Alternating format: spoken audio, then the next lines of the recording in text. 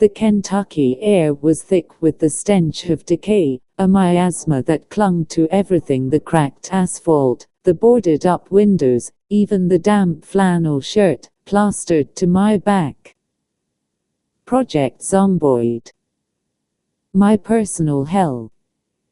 Except, this hell was customized, courtesy of a modding spree, gone slightly sideways.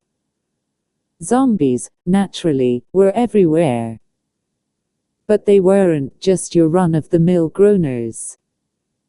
Lurking amongst them were, well, things. Zombified froggets hopped erratically, their pixelated eyes vacant and menacing. Lukes, once adorable single-eyed blobs, lumbered with surprising speed. And the less said about the zombified moldbeaks, the better. My character, a slightly panicked version of myself named Riley, navigated the streets of Muldroth with a rusty crowbar and a prayer. The mod also added Undertale and Deltarune characters, and I'd stumbled upon one early on: a surprisingly capable papyrus, wielding a makeshift spear fashioned from a mop handle and duct tape. He'd saved my bacon from a particularly aggressive zombified Whimsun, and we'd been cautiously teaming up ever since. Nay hey hey. Papyrus bellowed, his skeletal grin radiating an unsettling cheerfulness against the backdrop of rotting corpses. Fear not, Riley. The great Papyrus shall protect you from these lesser challenges. He promptly tripped over a discarded tire, his mop spear clattering to the ground.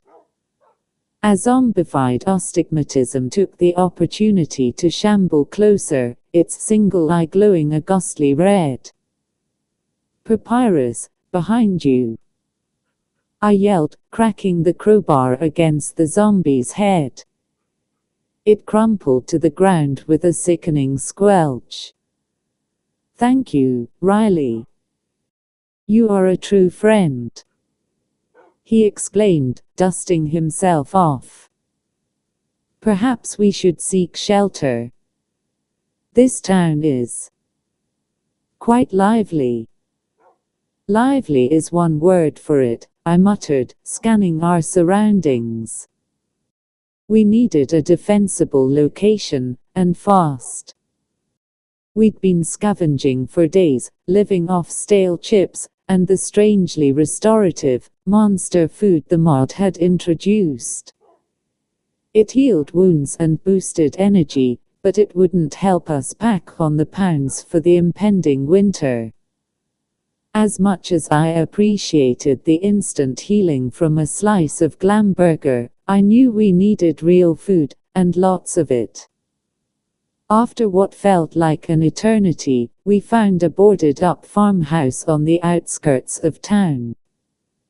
The windows were shattered, the roof leaked, and the interior was coated in a thick layer of grime, but it was ours. Or, at least, it would be. This place needs a touch of Papyrus's flair. Papyrus declared, striking a dramatic pose. I sighed. Later, Papyrus.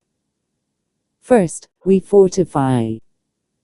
The next few days were a blur of hammering, sawing, and zombie slaying. We boarded up the windows, reinforced the doors, and cleared out the overgrown garden. Papyrus, surprisingly, proved to be a decent carpenter. He wasn't exactly precise, but his enthusiasm was infectious. Our biggest challenge was the constant stream of things trying to break into our sanctuary. A zombified vegetoid nearly got through the back door, only to be dispatched by Papyrus with a well-aimed swing of his mop spear. A group of zombified parsnips kept trying to burrow under the fence. And then there was the occasional zombified Aaron, flexing his non-existent muscles and groaning incessantly. The monster food kept us alive during these initial skirmishes, but as the days grew shorter, the urgency to find a sustainable food source intensified. I started setting up traps in the woods, hoping to catch rabbits or squirrels. Papyrus, bless his skeletal heart, tried to befriend the zombies with varying degrees of disastrous results. One day, while scavenging in a nearby grocery store, I stumbled upon a treasure trove: seeds. Tomato, lettuce, cabbage, even potatoes. Hope, a fragile seedling, sprouted in my weary heart. Papyrus, I yelled upon returning to the farmhouse, brandishing the seed packets. We're going to be farmers. Papyrus, covered in mud from his latest zombie befriending attempt, looked bewildered. Farmers? But Riley, I am a great warrior, a skilled puzzle maker. I do not know the first thing about farming. Neither do I, really, I admitted. But we'll learn. We have to. We tilled the soil in the small garden, carefully planting the seeds. Days turned into weeks, and slowly, painstakingly, the garden began to flourish. Tiny green shoots emerged from the ground, promising sustenance and survival. But the zombies, and the zombified monsters, never stopped coming. One particularly bleak evening, as the sun dipped below the horizon, painting the sky in hues of blood orange and bruised purple, a horde descended upon the farmhouse.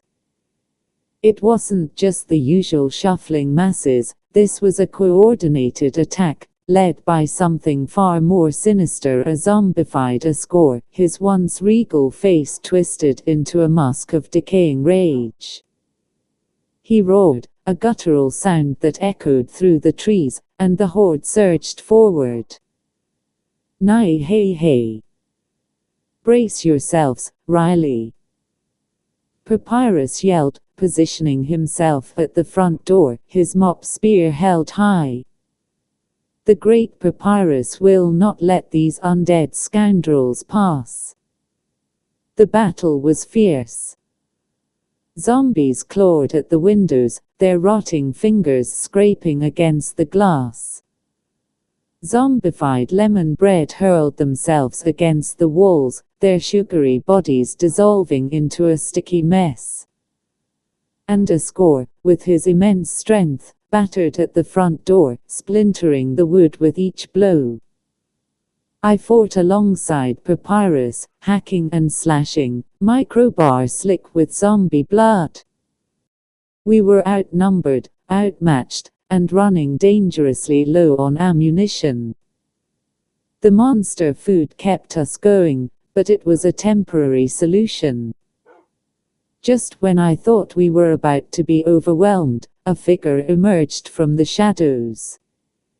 It was a zombified Undine, her spear glowing with an eerie green energy. She charged into the horde, a whirlwind of fury and decay, carving a path through the undead ranks. Naya! She shrieked, her voice raspy and distorted. Get out of my way! Undine, even in her zombified state, was a formidable warrior. But she was still just one against many. Ascor finally broke through the door, his eyes locked on me. He lunged, his decaying hands reaching for my throat. I braced myself for the inevitable.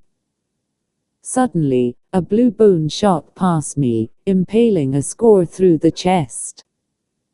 The Monster King staggered backward, his roar turning into a gurgling cough. Papyrus stood beside me, his skeletal face etched with fierce determination. No one, he declared, his voice trembling slightly, harms my friend. He unleashed a barrage of blue bones, pinning a score against the wall. The horde, momentarily stunned by the unexpected attack, hesitated. It was the opening we needed. We fought our way through the remaining zombies, pushing them back, inch by painful inch. Undyne continued to wreak havoc, her spear a blur of green light. Finally, after what felt like an eternity, the horde began to thin. The remaining zombies, sensing defeat, retreated into the darkness. We stood there, panting and bruised, surrounded by the carnage. The farmhouse was a wreck, the garden trampled, but we were alive. The next morning, as the sun rose, casting a golden glow over the ravaged landscape, we began to rebuild. We repaired the walls, replanted the garden, and strengthened our defenses. Life in Project Zomboid, even with the undertale/Deltarune twist, was a constant struggle for survival. But as I looked at Papyrus, tending to the surviving tomato plants with a hopeful smile, I knew we weren't just surviving. We were building a life, a semblance of normalcy in a world gone mad. And maybe, just maybe, we could make it through the winter. We just needed to keep fighting, keep planting, and keep believing, even when all hope seemed lost. And maybe, just maybe, we could teach a zombified frogget a new trick.